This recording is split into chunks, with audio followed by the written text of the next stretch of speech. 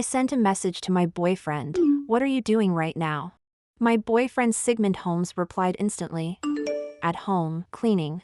After that, he sent a photo. A familiar room, bright and tidy. I didn't tell him that I had already turned on the surveillance. He wasn't lying, he was indeed at home, busy working hard. So, the question arises.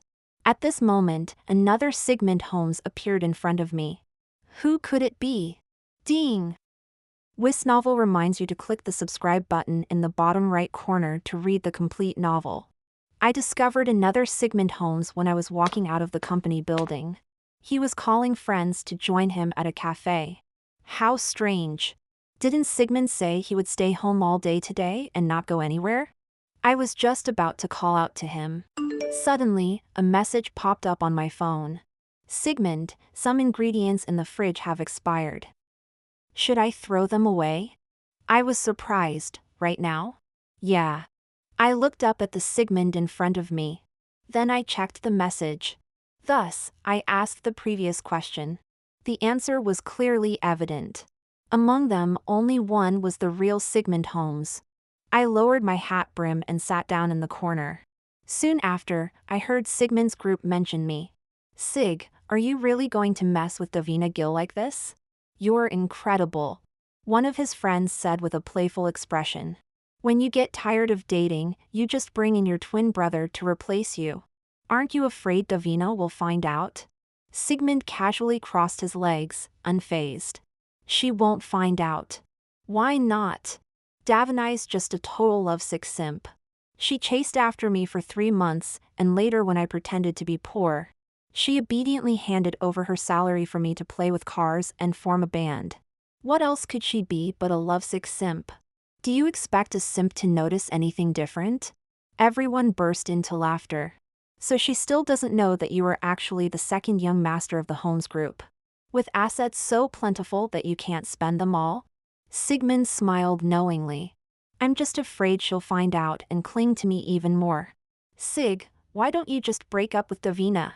If I break up, how can I get back at Nettie? Oh, so you can't forget your ex-girlfriend. Everyone teased.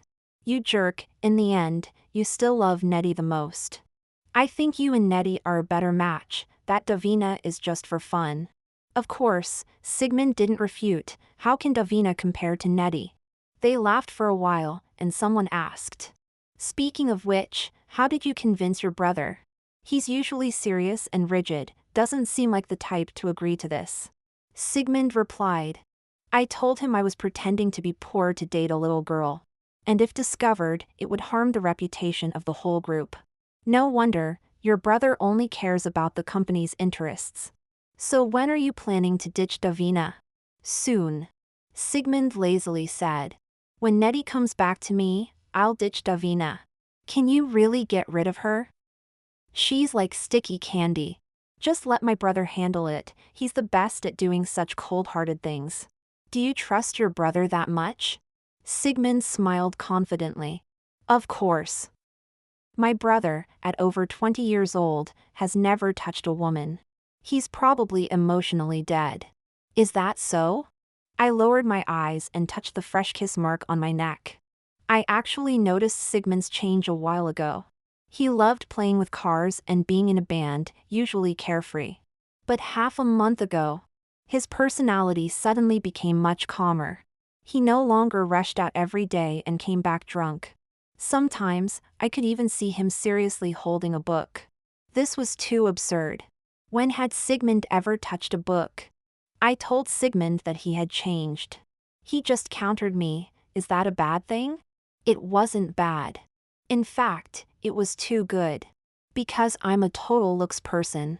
It didn't matter how Sigmund changed, as long as his face remained. I liked him purely because of that face. Aside from that, I had no feelings for anything else about him. If he could be more settled, it would actually win my heart more. Thus, I deliberately ignored his changes and hypnotized myself. What was Sigmund's brother's name again? Right, Albert Holmes. The perfect heir who was said to be rigid and serious. I returned home carrying a bag of grapes. Dinner was already ready. Today, I made your favorite ribs, Albert said. You made them yourself? Of course. I heard that Albert started managing family affairs right after graduation. Compared to his brother's reckless lifestyle, he was the real pride of the family. But those clean, long hands were now personally doing the cooking for this grand lie. I stared at him for a long time. Albert asked, "What's wrong? Have you been working out lately? Why do you ask that?" He was somewhat alert. Your arm muscles seem tighter than before. He instinctively pulled back his arms, just lifted some weights casually. Good. Muscle is a man's best dowry. He looked a bit helpless, but you said honesty is a man's best dowry. Are you being honest? Albert fell silent. I smiled and playfully stuffed a peeled grape into his mouth. He was caught off guard and swallowed it. Albert forgot. His brother is allergic to grapes. This isn't the first time Albert has slipped up. Last night, I drank too much and playfully confessed my love to him. Albert remained unmoved. I got angry and asked, "What's going on with you lately? You won't even let me touch you. You just recovered from a cold, you can't handle too much excitement. If you can't even meet the basic needs of your girlfriend, what's the point of having you? Be good, just wait a little longer." Wait for what? Break up, I'll find someone healthier. No way. He instinctively rejected that, hugging me from behind. It seemed like that statement had provoked him, and Albert kissed me fiercely. At the same time, his hand wandered down. In a daze, I looked up at him. In those calm eyes, there was a kind of reckless madness. As if he was about to overturn his moral boundaries. Albert didn't know. His brother never did such things to please me unilaterally. Sigmund had never looked at me that way either. A week passed. Albert and I maintained this kind of relationship. He came to solve my needs when I needed him. But we never took the final step. That night, I went to bed early. Around 9, Albert's phone rang. He thought I was asleep and answered the call in the living room. The bedroom door wasn't tightly shut. Bro. Sigmund's voice was faintly heard. Can you help me break up with Davina? Albert didn't respond. Half of his body was sitting in the shadows, looking imposing without being angry. This was the real him. The him who had shed all pretenses. Albert, please, otherwise Nettie will keep crying. Sigmund, do you think this is fair to Davina? What's fair or not? I'm just playing with her, and it's to vent my frustration at Nettie. Now that Nettie is unhappy, of course, I have to break up with her. I can't do this for you, you better come over and apologize to her in person. Don't. Realizing Albert was angry, Sigmund became a bit timid. Albert, have you thought about it? What if Davina threatens to kill herself? What? She loves me so much. If she finds out the truth, she might jump off a building, and we'll be finished. She's not that kind of person. What if? Who will take responsibility? That's a life we're talking about. Sigmund's words were as slick as ever. In any case, I'm counting on you for this, Albert, hurry up and break up with her. I won't talk to you anymore, I'll go comfort Nettie. I was enjoying the show. The bedroom door suddenly swung open. Albert stood at the doorway. His tall shadow loomed over me. Did you hear everything? At this point, it was pointless to hide anymore. I smiled and nodded, I heard everything. Aren't you surprised? No. Looks like you already knew. Not really, just a week ago. Even though I tried hard to pretend nothing was happening, Albert still noticed. What kind of person was he? A genius who inherited a business in his 20s. My changes and tests couldn't escape his eyes. But the two of us had kept up the act for a week. One didn't ask, the other didn't say. Until this call came, it couldn't be hidden anymore. I apologize on behalf of Sigmund. No need, I didn't like him that much anyway. Albert was slightly surprised. But he didn't ask further, he just inquired. How much has he spent on you during this time? I'll compensate you 10 times. Okay, I'll send you my account number. Soon, I received a notification of the deposit. It was far more than 10 times. But what I wanted was more than that. Albert, I have another request. You say. Why don't we try it out? Albert was taken aback. He seemed unable to believe his ears. I calmly took off my jacket. The dim light outlined the curve of my body. I couldn't see Albert's expression clearly, only knew that his Adam's apple bobbed up and down. Put your clothes back on, you'll catch a cold. I directly wrapped my arms around his waist. Don't say so much. Really don't want to try? Just as Albert. Under my teasing, Albert once again showed that kind of gaze. A calm madness. As if he wanted to tear apart morality and order. To destroy everything he had followed since childhood. At first, I was the one taking the initiative. He remained silent, only looking at me with that dark gaze. Until I leaned close to his ear, sweetly calling him. Albert. The next second, he flipped on top of me. With the initiative in his hands, Albert's temperament changed drastically. He was like a ruler, also like a beast. He no longer concealed the difference between himself and Sigmund. Once his jacket came off, it revealed his bulging muscles. I couldn't handle it, tears flowed down, and I begged for mercy. Albert gently comforted me. But his onslaught didn't lessen, it only intensified. I felt a bit dazed. Turns out, this could be so enjoyable. What a hard time I had during the period with Sigmund. We tossed and turned until midnight, and Albert carried me to take a shower. Just then, his phone rang again. Albert was a bit impatient. Who is it? Albert, it's me. Why does your voice sound strange? If there's something, just say it. I just wanted to ask, did you break up with Davina? Albert perfunctorily responded with an She cried? Realizing the question was odd, Sigmund explained.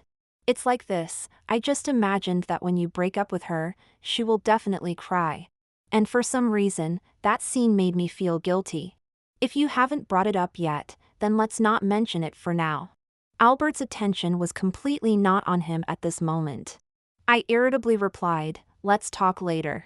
Then I hung up the phone. In the bathroom, the atmosphere was once again filled with tension. Albert hugged me from behind and asked, who am I? Albert Holmes. Who do you like the most? I like Albert Holmes the most. Good, you're my good girl. However, we didn't realize that Albert had been too anxious earlier and hadn't pressed the hang-up button. The call was still connected. What are you two doing? Sigmund's voice came through the phone. It carried a hint of tremor. Only then did I and Albert realize that the call had lasted for 20 minutes. Albert quickly ended the call. But Sigmund wouldn't give up and called me instead. I ignored all his calls. Your brother should be on his way here, he must be speeding. I leisurely put on my clothes. Yeah, don't be afraid, I'm here. What do you plan to do? Don't worry about it, I'll handle everything. You just sleep well. I heard that the Holmes brothers had a very good relationship. Albert always unconditionally favored his younger brother. And Sigmund, although wild outside, was always obedient in front of his brother. I guessed tonight would pass peacefully as well. Before long, Sigmund arrived. He rushed in without hesitation. He directly threw a punch at Albert. I looked at the emotionally uncontrolled Sigmund in surprise. This wasn't what I expected. Albert didn't dodge either. He took the punch solidly. He wiped the blood from the corner of his mouth and calmly said, "Continue." Sigmund wasn't polite and threw another 2 punches. I finally understood. The so-called "let me handle it" meant letting Sigmund vent his frustration. Seeing Albert getting hurt, I finally stepped in to stop them. Stop it! If you keep fighting in my house, you both can leave. Sigmund pulled back his fists. His eyes were bloodshot, looking at me with a mix of confusion and heartbreak. Albert, you go first. I need to talk to him alone. Albert refused. I had no choice but to reassure him. Don't worry, some things I can only handle myself. Albert left reluctantly. The moment he closed the door, no one saw me subtly smile. Yes. Some things I can only handle myself. Some oil can only be added by me. As soon as he left, Sigmund pulled me into his arms, unable to stop apologizing. Davin, I'm sorry. I'm such a jerk. It's all my fault, I'm sorry. I brewed my emotions and squeezed out tears. Your brother. What about my brother? He used your information to threaten me. I had no choice. I had actually been planning for this day for a long time. Adding fuel to the fire, sowing discord. At first, I worried whether this plan would succeed. But seeing Sigmund's momentum when he was hitting someone earlier, I felt confident.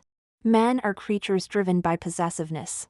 Even if Sigmund didn't like me that much, as long as he believed I was still his, he would never allow others to interfere. Not even his own brother. As for Albert Holmes, I never trusted him from the beginning. A person who only cares about the company's reputation. A person who could lie for his brother. Why would I think he would be on my side? So, I had planned everything from the start. I was going to take everything from him. I was going to get my money back. Selling him out was also without hesitation. I can only say that neither of the brothers was innocent. After a long complaint of grievances, Sigmund's anger reached its peak. At this time, the clock pointed to 6:30 in the morning. I hadn't slept a wink that night. But I wasn't tired at all, instead, I was very excited.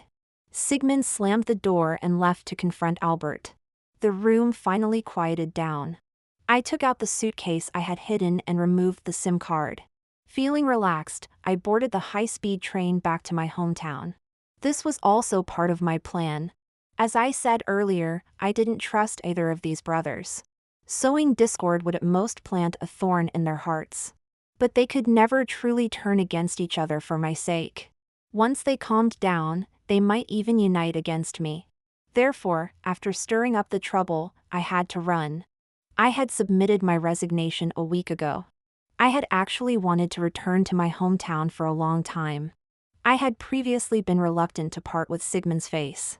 Now, I finally got my wish. The train headed towards the direction of the rising sun. Thinking that I would never have to see those two again, I couldn't help but smile. After returning to my hometown for 3 months, life was ordinary but happy. My high school best friend worked at the same company as me. The benefit was that we always hung out together. The downside was that there were no downsides. Before Christmas, the company organized a team-building event. My best friend, Rosalie Bailey, brought me some gossip. This team building is officially for that, but in reality, it's to welcome the new boss. New boss? Our company recently secured an investment. I heard it was from a boss in City A. City A. That familiar place made my eyelids twitch. But there were too many entrepreneurs in City A, it couldn't be that coincidental. Rosalie chattered. Is our company so impressive that even a boss from City A has high hopes for us? On the day of the team-building event, Rosalie and I sat in a corner of the restaurant. I told her about the complicated relationship I had in City A. Rosalie gasped in surprise. It feels like your love life is like spending money to chase a star. There's still a difference, I tilted my head in thought. I can touch and sleep, but I can't chase stars. Pfft. She asked curiously, really no pictures? I want to see how handsome he is, that you couldn't help but go for both brothers. They were all deleted the day I left. The two brothers from the Holmes family are very low-key.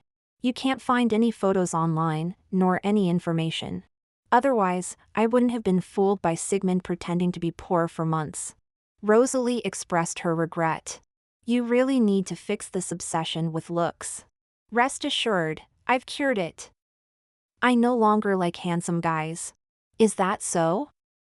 At your 10 o'clock, there's a handsome guy in a suit who seems to be your type. Where? I quickly turned my head, realizing Rosalie might be tricking me. But there really is a handsome guy. See, I wasn't lying, I wanted to tell you earlier. That was a very familiar face. Wearing rimless glasses, his hair neatly combed. It was Albert Holmes.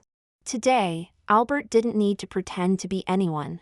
He just needed to be himself, a person everyone wanted to curry favor with. But why was he here? I didn't react for a moment.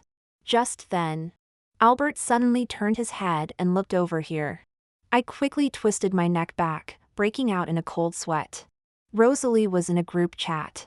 I asked in the small group, that guy is our new boss, oh my gosh, he's so handsome. What's his name? Let me see. His name is Albert Holmes. Oh right, Albert. Rosalie almost bit her tongue, you mean he's Albert Holmes? Yes. Wow, what a coincidence. Is it really just a coincidence? I gripped my chopsticks, not daring to move an inch. Rosalie Bailey asked, such an impressive face, and there are actually two of them? Yes. Davina, you're really living the good life. I wasn't in the mood to joke with Rosalie. I grabbed my bag, ready to run away. Fortunately, Albert probably didn't see me, my colleague said he had already left with Mr. Murphy. The restaurant door led right to the bus station. While waiting for the bus, a familiar voice rang out from above at an angle. Not going to continue eating? Albert asked calmly. I froze. He seemed to have just stepped out for a smoke. Mr. Murphy was next to him. Mr. Murphy introduced him, this is our company's Miss Gill. Albert nodded slightly. He looked as usual, as if he didn't recognize me at all.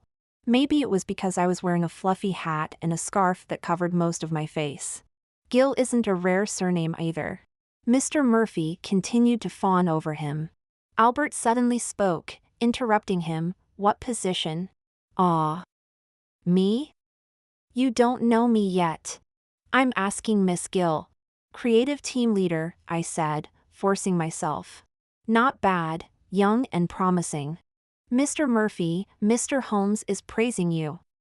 Don't forget to thank him, today's young people really don't understand social etiquette. Thank you, Mr. Holmes. The atmosphere grew a bit stiff. The bus still hadn't arrived. I was ready to call a taxi and quickly escape from here. Before I could lift my arm, a black Cayenne slowly drove up. Albert took the initiative to open the back door. Miss Gill, I'll give you a ride. At this point, if I still thought he didn't recognize me, I would be too foolish. I turned to run. But Albert grabbed my wrist. Davina Gill, are you this cold to every man you've slept with? He whispered this in my ear. Mr. Murphy didn't hear it. Mr. Murphy had already put on a stern face. Come on, Mr. Holmes is being kind, offering you a ride because it looks like it might snow, don't be ungrateful.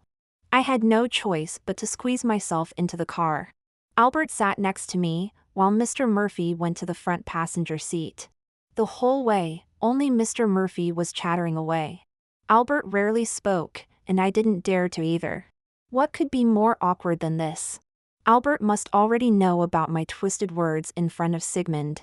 When I told that lie, I was just seeking revenge for a moment. I never intended to see them again. In the front seat, Mr. Murphy said he was tired and turned to look at me. Miss Gill, don't just sit there, say a few words too. What should I say? After a moment of silence, I spoke gracefully. Thank you, Mr. Holmes, for investing in our company. No need to thank me, I have my own motives. Don't worry, Mr. Holmes, our company won't disappoint you. I'm not very interested in your company. Albert's words shocked Mr. Murphy in the front seat. Then, he slowly uttered another sentence. Just don't use this method, will you meet me, Davina? Mr. Murphy looked like he had seen a ghost. Even the driver couldn't help but glance at me in the rearview mirror. At this point, I decided to just go for it. Then you've really invested heavily, I said sarcastically. Investing heavily is nothing, it just needs to become a fortune for a wife in the future. Albert, have you lost your mind?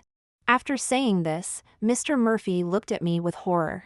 As if to say, Miss, please be careful with your words. Albert wasn't angry at all. Instead, he smiled a little. I don't know if I've lost my mind, but I can wait. For the past 3 months, I've been quietly looking for you. When I found you, I didn't dare to disturb you directly. So I could only use this roundabout way, hoping you won't mind. I have nothing to say, just pull over. Albert pressed down on my hand. You have nothing to say? But I do. I'm sorry, I should have told you the truth from the beginning. That was my fault. I came to find you this time because I really wanted to explain things to you. Skip the explanation. You really hate me? Yes. But you also said you liked me the most. That was just to mess with you. A liar will always be deceived. Davin, there's something I must tell you. I actually liked you for a long time. Albert's words were interrupted by a sudden, sharp break. The driver was sweating profusely. Sorry, boss, but I think I just saw. Speak. I think I saw the second young master. After the driver slammed on the brakes, I took the chance to get out of the car. As a result, I didn't hear the last thing he said. On my way home, I felt like someone was watching me from behind. Fortunately, there were many people around, so I didn't pay much attention to it. The next day, I went downstairs to take out the trash. Suddenly, I saw that familiar figure again. Why are you still? Halfway through my sentence, I stopped. Because the person in front of me was not Albert. It was Sigmund. With more pronounced features, it could only be Sigmund. Davin. He took a long stride toward me. I've been waiting for you. Is there something you need? I want to apologize to you in person. It's not easy for the second young master to say those 3 words. Pretending to be poor is one thing, and being unable to cut ties with an ex-girlfriend is another. I've done too many wrong things, so please don't forgive me too easily. What do you mean? Come back with me. I'll make it up to you one by one. I almost laughed. I wasn't surprised at all that Sigmund had come to this. Because I had really treated him very well. Even if I only liked his looks, I still put in my utmost sincerity during our relationship. Once that sincerity was lost, he would fall into a huge gap. I have already cut ties with my ex-girlfriend. You're welcome to check up on me anytime in the future. Sigmund took out his phone, wanting me to check immediately. But I couldn't be bothered to look. It doesn't matter what you do. Just don't come and bother me. Sigmund was taken aback. His raised eyebrows gradually fell. He wouldn't give up, changing his approach. The place you rented, I bought it. Also, there are some things you left at home. Go back and take a look. I don't want any of it. What about the photos? He pulled out a thick envelope. You used to love taking pictures of me, and you put a lot of effort into every shot. I was wrong not to cherish your intentions. He took out the photos and quietly asked, Do you not want these either? I don't want them. Davin, don't be stubborn with your heartfelt creations. I'm begging you. Heartfelt? I snatched the photos away and tossed them up. They floated down like snowflakes, scattered in this winter. Sigmund finally couldn't hold back. His eyes turned red. Sigmund always stood downstairs at my building. I didn't want to see him, so I simply stayed at the office to work overtime. Fortunately, Albert was on a business trip these days, which also helped me avoid seeing him. At 9:30 in the evening, I was the only one left in the office. I was sorting out creative proposals and couldn't help but feel a bit sleepy. Unconsciously, I leaned on the desk and fell asleep. When I woke up again, I was choked by smoke. Oh no! I quickly realized there was a fire. I dialed the phone and, following the firefighter's instructions, prepared to escape through the stairwell. But unfortunately, the stairwell door was locked. I had to return to the office and wait for the firefighters to arrive. But today was Friday. At this time, people had just finished their socializing and parties, which was another peak for taking taxis home. The road outside the office was jammed. The fire was growing stronger. I tried various methods, but nothing could delay it. In the end, I curled up in a corner, out of strength and gasping for breath. So much for working overtime. Now I was putting my life on the line. In despair, I suddenly heard heavy banging on the fire door. Once, twice. I lost count of how many times until it was finally broken open. Albert rushed into the flames and picked me up. Before I lost consciousness, I heard the familiar comforting voice. Don't be afraid, I'm here. I lay in the hospital for a while before waking up. Rosalie was sprawled over me. I'm so glad you're okay. Are you crying for my death? Pa, don't say such nonsense. Luckily, Mr. Holmes arrived just in time. I asked her, "Where is Albert?"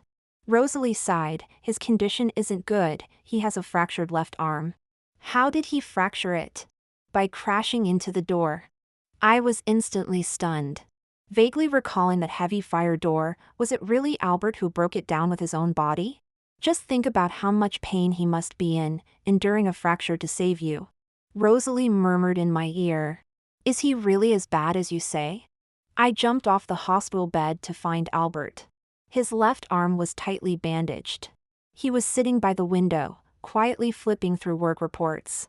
When he saw me come in, Albert sent the others away. "Are you feeling unwell at all?" he asked. "I'm fine." "If you feel unwell, tell the doctor in time." "Aren't you on a business trip?" I couldn't help but ask. "I landed at 8 and heard you were working late, so I wanted to come back to the office to see you." Luckily, I made it in time. His tone was gentle and calm, not mentioning his own injuries at all. "Do you know how dangerous the situation is? What if you can't get out? Then it's just right, we can burn to death together." "It's already this late, and you're still joking." Albert said, "I can see you're a bit nervous. If you don't like it, I won't continue." I looked at him with a complicated expression. "Your worth is so high, why do you want to save me?" "Saving you doesn't need a reason." Before my brain figured it out, my body had already acted. "Albert, you're really strange. First, you trick me, then you save me. Why do you think I tricked you? Isn't it for your family and the company's reputation?" Albert looked taken aback. "Who said that?" I was also taken aback. "Isn't it? Davin, if I really wanted to maintain my reputation, I have 1,000 ways to handle you. Why would I choose the hardest path?" "You really don't understand? Then let me ask you differently. Can't you really feel that I've liked you for a long time?" I was stunned. "May I ask, how long is a long time?" "Since you were pursuing Sigmund." I almost jumped up from my chair. At that time, I didn't even know Sigmund had an older brother. He had already been secretly in love with me? Before I could calm down, Albert gave me another shock. "The reason I was moved was that you mistook me for Sigmund." Albert told me a story. At the beginning of the year, I was pursuing Sigmund. Hearing that he was sick, I hurried to the hospital to see him. After searching around, I finally found Sigmund in the corner, receiving an IV. I said to him, "Why are you dressed so formally today?" Sigmund looked at me silently, not answering. "You look pretty handsome in that outfit. By the way, are you hungry? I brought you some food that I made myself." Albert originally wanted to inform me that I had mistaken him. But when the lunchbox was opened, he instinctively swallowed. He was very hungry. After a busy day, he finally had time to get an injection, and he just sat down wherever he could. His assistant and secretary had been sent off to share the workload. A simple home-cooked meal was exactly what he needed at that moment. To ease his boredom, I kept talking to him, chatting casually. Albert gradually opened up and started responding to me. During those few hours of receiving the injection, it finally wasn't so hard to endure. In the evening, when I was going home, he asked me, "Can we meet again? Of course, I like you, and you know that. Just message me if you want to see me." Albert was stunned. He squeezed out a disappointed O from his throat. He didn't have the right to contact me. My concern was all for Sigmund. As for why I couldn't find Sigmund in the hospital, it was because he wasn't the one who was sick. It was Nettie. Sigmund had been in the hospital with her. Later, I even asked Sigmund how that meal was. Sigmund replied, "Very good." He hadn't actually eaten. But he understood who had eaten. Sigmund didn't want me to know his whereabouts that day, so he told the first lie. Because of this, he even coordinated with Albert. At that time, Albert was just about to add my contact information for fair competition. Upon hearing this, I looked up in disbelief. "You lied to her?" "Albert, she really likes me. You wouldn't want her to break up with me just as she started pursuing me, right? She would cry." "You too." "Yeah, just got together, it was yesterday." That day, Albert didn't speak for a long time. When Sigmund said he was tired of dating and asked his older brother for help as a substitute, Albert found it extremely ridiculous. He almost wanted to pry open his brother's mind to see what kind of waste was inside. But deep down, another voice was shouting, "This is a great opportunity." Not only could he take the chance to rise to the top, but he could also help Davina heal without pain. Because once she knew Sigmund was too timing, she would definitely be very hurt. But if he could shift her focus, make her fall in love with him, she wouldn't have to bear those blows. Greed blossomed like vines, almost collapsing Albert's long-standing moral principles. After all, she was his brother's girlfriend. Albert had always adhered to the rules since childhood, never making mistakes. How could he do such a thing? He decided to meet Davina once. If his heart still couldn't let go, he would refuse Sigmund. If only. There were no ifs. From the moment Davina smiled and linked her arm with him, his morals and principles crumbled. He began to indulge in this feeling. He even hoped that he could stand by her side forever. It would be best if his brother never returned.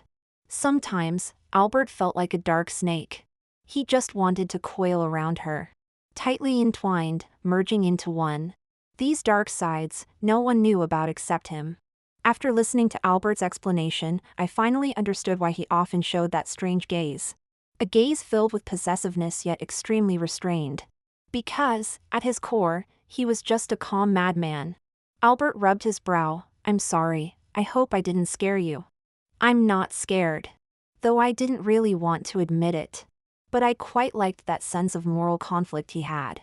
Unfortunately, since that day, Albert officially withdrew to the identity of the reserved nobleman. He was polite and subtle. Chasing me also takes a gradual approach. It was as if everything he revealed to me that day was just an illusion. The turning point happened after the spring festival. Albert returned to City A for a while. I hadn't seen Sigmund for some time either. I thought the two brothers had gone home to celebrate the new year. So, when I saw Sigmund's figure that evening, I was a bit surprised. "You didn't leave?" I casually asked. "No." Sigmund looked somewhat haggard, as if he hadn't slept well. "Davin, I've been trying to understand your past." "My past?" "I've been to your elementary school, middle school, and high school. On the school walls, I saw photos of you as an outstanding student." He smiled bitterly. "At that time, you were young but very cute. I only realized how exceptional you were, good grades, beautiful looks, and strong work abilities." As he spoke, he grew increasingly despondent. "A girl as outstanding as you pursued me, yet I was blinded by my family's situation and failed to see your worth. It's all in the past. Perhaps because of the spring festival, I felt okay today. When you date someone in the future, just be sincere." "Someone else?" Sigmund lowered his head and let out a self-deprecating smile. "I was about to leave. You left something behind." Sigmund called out to me again. I said, "Everything can be thrown away. It's the ring I once gave you and your high school graduation album." I paused in my steps. I had been trying to find the graduation album recently but couldn't locate it. Turns out it was left in City A. That was a memory from high school, unrelated to Sigmund. "I don't want the ring, just give me the graduation album." The moment he handed the graduation album to me, he suddenly grasped my hand. "And me, I'm also something you left behind. Davin, please bring me back too." Sigmund pleaded hoarsely, revealing a humility I had never seen before. I pushed him away coldly. "Impossible." I took the elevator upstairs. As the door opened, I saw a familiar figure. Albert stood by the window in the hallway. I was quite surprised. "You're back too?" I mean, when did you arrive?" "Not long ago, just half an hour." "Why didn't you call and let me know?" "I did, you didn't answer." I had been busy talking to Sigmund at that time. I walked past him feeling guilty. I suddenly realized that from his angle, he could perfectly see where I had just stood with Sigmund. Fine. He must have seen everything. I hesitated before saying, "Sigmund just came to return my high school yearbook." Albert's expression was very calm. But there was a sense of an impending storm. I knew that the last image of Sigmund firmly holding my hand would be hard to explain. So, let it be. Sometimes the more you explain, the more misunderstandings arise. I entered my home, just changed into my slippers when Albert hugged me from behind. The lights were off, and a few rays of sunset streamed in, casting a warm glow. Albert was particularly restless, kissing from my earlobe down to my collarbone. I was breathless from his kisses. Weren't you very reserved recently? Pretending. Afraid of scaring you. Albert's gaze was dark, hiding a desire to possess. My left hand isn't convenient, you take it off yourself.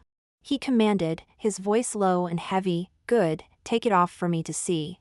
This time was more intense than ever before. Albert's one hand was almost immobile. But his strength was greater than before. He carried a sense of punishment, constantly forcing me to choose. Do I like him, or do I like Sigmund? Is it more comfortable with him or with Sigmund? At one point, I got angry and deliberately mentioned Sigmund. But it only led to more torment. I couldn't help but regret provoking him. Didn't I already know? He would only comfort me without stopping. In the end, I felt as if I had just been pulled out of the tide. Drifting, as if in a dream. Albert bit my shoulder lightly, still unsatisfied. I love you. I was exhausted and instinctively replied, I love you too. Albert was taken aback, his eyes full of surprise. Perhaps I had already fallen for Albert long ago. Besides his strikingly handsome face that could hold me captive, he had stable emotions and outstanding work abilities. Even those who aren't attracted to strong personalities would marvel at his excellence. I felt the same way. During the time he was pursuing me, I quietly observed him and learned from him. Having exhausted too much energy, I felt a bit hungry. When I opened the door to grab the takeout, I suddenly saw a small red velvet box at the entrance. Inside was a familiar ring. It was a gift he had given me during the first month we were together. It was also the only thing he had ever given me. Sigmund had been here. Maybe just a moment ago, he had stood at the door for a long time. The sounds from inside the house cut through his heart, tearing him apart. In the end, he left the ring behind and fled in distress. Seeing me lost in thought, Albert asked, Are you feeling soft-hearted? I regret a little. What do you regret? He instinctively tightened his grip on the cup. If I had known he was here, I would have spoken louder. Albert let out a sigh of relief and smiled. How much louder could you have been? How about you let me hear it first? After that day, I never saw Sigmund again. My relationship with Albert was shamelessly passionate. A year later, the company expanded into City A. Rosalie and I became the two project leaders for City A.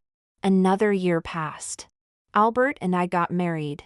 On the wedding day, everything went smoothly.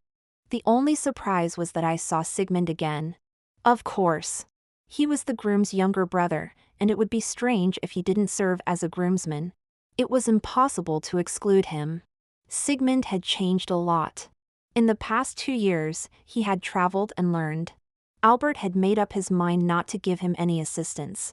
He struggled to get by but managed to survive. The hardships of society had made him much steadier. However, the natural flamboyance still lingered in the corners of his eyes. An elder brought Sigmund in front of me. He obediently called out, "Sister-in-law." But occasionally, when I turned my back, I felt a gaze following me. So what if that was the case? Even if I knew he still harbored feelings, what could I do? I took the initiative to hold Albert's hand tightly, reassuring him. Though our appearances were the same, our souls were different. I only loved sincere people. As the lights shone down, under the watchful eyes of the crowd, I once again reaffirmed my choice of him.